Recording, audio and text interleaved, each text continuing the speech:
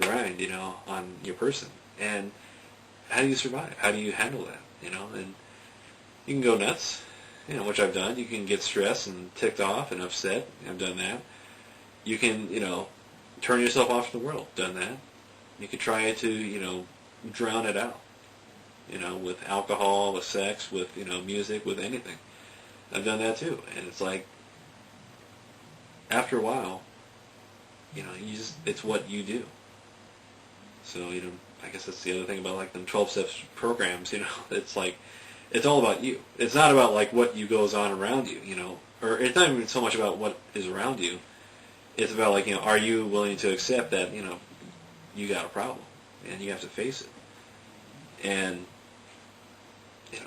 like, one of the things about me, too, is that, I've lived with anger for years and years. Angry guy. Even, I was talking to my dad about it, he said, yeah, babysitter, and then they called me, like, the little calderon. This little hot-headed, angry kid, and for whatever reason, and it's, if anything, it's probably, like, even a biological thing. There's nature versus nurture, and when you look at twins, twins separated and raised in different environments and this and that, it's like, what do you see? It's like, they're similar. They're very similar. Especially, like, the more separate their environments, the more similar certain things about them are. And there's, like, little goofy things, like, all the name of their spouse, or, like, name of their dog, type of dog they'd like, and this and that. And some of those are interesting, but those are actually kind of dictated by the environment you live in. And even then there's some other things. But it's what is in your genetic code kind of dictates your behavior in some way, and it's kind of a weird idea, to accept, because that really removes the idea of choice from your being. And I think that is, the crisis of the conscience that's going on in the world today. It's this, it's this thing that's been developing, for a couple hundred years in the Western world. And it's what everybody has to accept, is that, there is just this consciousness that, you have to accept in one way or another. And there's different forms of consciousness, and, the result is, like, generational conflicts. And so, like, in the United States in the 70s, and the thing is, the generational conflict also happened in Europe as well. But it was, backed up by, there was, the communist regime in some of these eastern countries. But, there were riots and protests, student protests, and, shouts against the establishment, in Western Europe as well. But you had the same thing in America. And, the war in Vietnam, kind of helped grow and solidify that idea. That, look, there's this status quo that is being perpetuated by this older establishment. And the younger generation says, we don't really like that. We don't approve of that. We want something different. We don't want to swallow everything blindly, And that's kind of one of my crazy opinions, that, the whole anti-war hippie movement of, the Vietnam War era was it was this conflict of ideas, this change, and just like, you had a generation of people who went through the Depression, went through World War II, came out of that devoutly loyal to the United States government, and just did everything, and they said whatever the government says to do is right. And you had the generation of people who were born from the struggle and conflict, and who were raised on these very American ideals. Because that's the thing. Remember, they said very people weren't outsiders. People were born and raised in Americana, and and all of the history, everything crammed down their throats about, like, who George Washington and who Abraham Lincoln was. What happened in the United States? What was this and that? And what they took from it all was, you basically make the country. What you do makes who you are as an American citizen, and also establishes what America is. Is America a bunch of little wimpy people who just lay around? No. America has got its hotheads. America has got its vocal people, and people say we need to do this and that.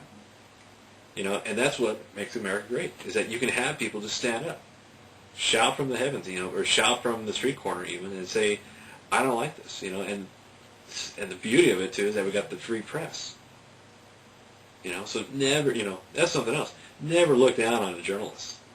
Unless they're obviously crooked, or obviously, they're being paid to write something. And even then, you gotta realize, well, sometimes some people just need money, It's like if I was a struggling journalist and they said, look, you can, if we give you some money, will you write this? Yeah, I would probably do it as well. If it kept me fed, kept me warm, yeah, it's amazing. What you'd sell your soul for. In some cases. But never think that, or if you're a journalist, never approach.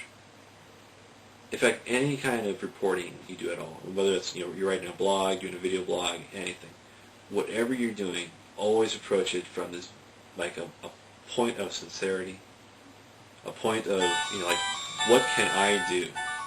What is important? What can I do? What is there that I can improve upon? What message can I deliver to my fellow man? And that's why Time magazine said, hey, everybody is person of the year because you're contributing content. And it's like, yeah, we had the initial hiccups and whatever. It's like everybody has a voice, and that's because the internet was an anarchy.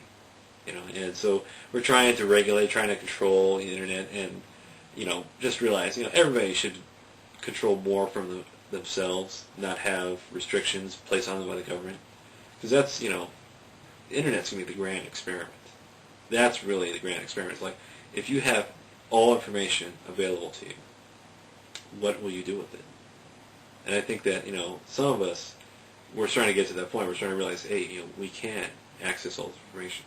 We do have access to it. We do have ability. We can do something with it, And that's the way we should approach it, is that, what can we make the internet do for us in some way? And then on top of it, it's, what can I do to help and improve? What message can I deliver to my neighborhood, to my community, to the people around me? What can I say that would, convince them and make them understand this is what I think is important? That's what you should do. That's part of the revolution of ideas, which I'm just coming up with off the top of my head, that, anything, everything you do should be, for yourself, for your community, for the people around you, and for your country even. So, I don't like to display my patriotism, though, because I feel, hey, I've earned it, I've done it. That's, and that's one of the funky things, too, is that when I raised my hand and swore in, to join the service, I did it thinking to myself, I'm going to go to a war zone. I'm going to be in the thick of it. I might get shot and killed, but I accept that. Did it happen? No. Broke my other foot, from going through airborne training. Got sick in the journalism school. I didn't get to go. I never got deployed overseas, And the thing is, I don't consider myself a coward. So, and I don't consider myself a quitter. And they said, you can go back into airborne and go to Hawaii. And I said, you know what? There's a group of people. Okay, so some more revolution of ideas. I'm wearing green, or Hawaiian shirt, partly because it's 70 degrees outside my window, but also because, anybody watching this right now, you're probably snowed in, and I want to spread warmth through green. Wearing the Hawaiian colors, you could say. Because visually, we inspire each other.